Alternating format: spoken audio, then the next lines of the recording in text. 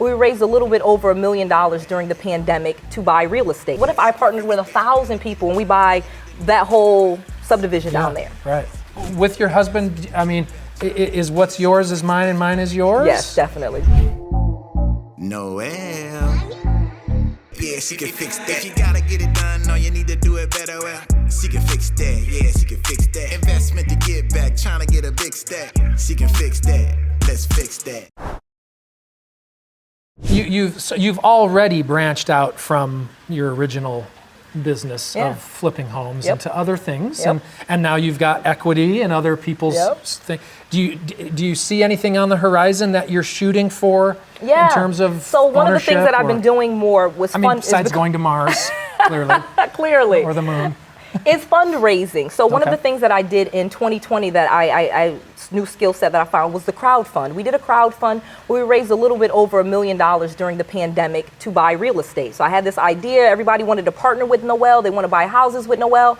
I ended up getting a regulation crowd fund through the Securities and Exchange Commission. You know, you kind of go through them, apply for it, and then unaccredited investors could put as little as $500 into this fund, and I raised over $1 million, and we bought, 12 properties with this money, and we share the distributions with them. And I could take this easily to the next level. I have a $100 million fund now that I'm over, and I'm starting another $100 million fund. So that's cool. Yeah. Yeah. And so now too, instead of me partnering with just you and we get 5 or 6 houses, what if I partnered with 1,000 people and we buy that whole subdivision down there? Right. Things like that. Wow. So Things you're really like that. scaling up. Yeah. Yeah. And that excites you. It does. It doesn't feel Does it like scare? Yeah, as I'm saying. Does it feel scary? No. Does it feel scary? No. That's part of why I was walking on coals. That's why I was getting baptized. That is why I baptized shouldn't be scary, but the coals. What does scare you? What are you afraid of? I mean, in general. In general. I mean, what are things that scare you? I don't love snakes. Obviously, Okay. I'm here in Florida, and that's just not one of my things is snakes, but more like mental diseases. Like, I'm like Bill Gates. He mentioned that he had a fear of like getting Alzheimer's or dementia, and that is like my biggest fear. Like, something's gonna happen to my brain, and I won't be able to remember who I am or who, like that's the only thing. Like, if my brain doesn't work, what if my brain stops working? Well, eventually it will. Yeah, but hopefully it won't be too early. And maybe, right, well, as long as it stops working when my body does, not my brain's not working and my body's fine. I don't want that. How do you stay? You appear to be in pretty good shape. Do you have? You talked about doing yoga and meditating and things. Do you do other things that I do. I swear by? walk. No, I'm not a big fitness person. I don't like a lot of fitness, but I do know that it's important. You do have to move and be physically active every single. So walking. Walking. That's it. That's it. That's it. But what? Yeah, but so your diet must be No, fairly I do not strict. eat well. I don't like vegan or vegetarian. Don't I say eat that. fried chicken Oh my gosh. and I try to eat well, but that's Your not. metabolism hasn't stopped yet? Mine stopped completely. If I eat a sandwich, it shows up right there. I mean, nothing will burn it but me. Yeah. You can get away with, I can eat a sandwich and go walk. go walk. Yeah. But not jog or lift weights Nope, or no jogging, no no lifting fitness, weights. no, not in your house even. Your 6,000 square feet, there's not room got a for yoga a mat. Peloton I or got something? it. Nope. I was thinking of getting a tonal. You saw that? Yes, I have. I thought that was cool. The stuff comes out of the wall or whatever? And I haven't gotten it, but I'm thinking about it. That seemed pretty cool. What's the most expensive thing you've ever bought? Ooh. The most expensive thing I've ever bought. Where you go, I just spent that much money on this thing? Yeah, recently my husband was You with said he me. upgraded your ring.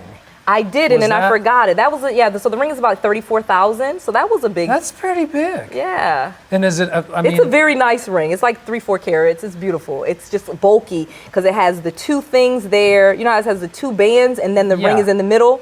It has that thing going on. do you, with your husband, I mean, is what's yours is mine and mine is yours? Yes, definitely. That's always been our relationship. Remember, we were in the basement together, and I had no money, and I was canceling college classes to pay for conferences, and he was right next to me letting me do these things. So Is he officially a partner of yours in your Officially, businesses? no. Or is he... Officially, no. That's funny. He's just Mr. Randall. So I'm his manager. So here's a weird thing. I'm literally his manager. So my husband does music. He writes a lot of songs, and he's recently started getting in front of the camera and making music videos and things like that. And I am his manager now, and I've been doing that for like 3 years. What's the most expensive thing he's ever bought with your money that you went, holy crap, you just bought that? I probably have that every single month. I literally joked, and he's going to hate this. I said, my husband is the most expensive husband in the world. Of course he is. Look what he has to put up with. Right. No, right. That's rude. what my son would say. My son would say, we puts up with you, so that's worth it. Oh, see, I didn't mean but that. my husband is always, my husband will have gym memberships at 5 different gyms just because they offered it to him. Oh, yeah. So he's that guy. He's okay, sure. Swiping his card. So, yeah. Who manages your money? I do. You do? I do. You don't have anybody that... Well, I have I shouldn't even say. That's not true. I have 2 financial advisors and 3 different attorneys now. And these are people, are they part of a firm? Are they individuals? Do you trust them? So... As far as you can throw them? All 3 accountants they have companies, you know what I mean? So one is like, tax accountant. You have another accountant that is like, accounting, bookkeeping, and that type of thing. And then we have a different type, but it's not taxes. And then for financial planning, I have, it's 2 accountants, 3 attorneys. I have a business attorney, an entertainment attorney, and a real estate attorney. And because, especially attorney, you ask one attorney about a real estate question and they don't have any clue what you're talking about. Yeah. And so financial advice, I really have started listening to others. I'm trying to do that because I feel like I know so much that has been more of a challenge. However, managing our budget and our finances, a third outside party has been beneficial. But you, as far as investments, that's things, me. That's because that's your background. That's my background. That's what I like doing. I decide. Cool. I look at the financials. I really don't even buy real estate. Even 20, 50, 60, however many units, I want to see the financials myself. Wow, what an amazing episode. I hope you really learned a lot. Do you want a successful YouTube channel just like me? Well, now you have the opportunity. Go to 𝗓𝗢𝗄studios.com and fill out an application to work with Nate Woodbury. He's the person responsible for my YouTube channel. Hey there, look forward to chatting with you. You can work directly with Nate just by going to 𝗓𝗢𝗄studios.com, filling out the application, and make sure that you tell him Noelle Randall sent you. I just want to make sure that you have all of the resources, all of the tools, and all of the knowledge that you need to be successful. This is Noelle, to your success.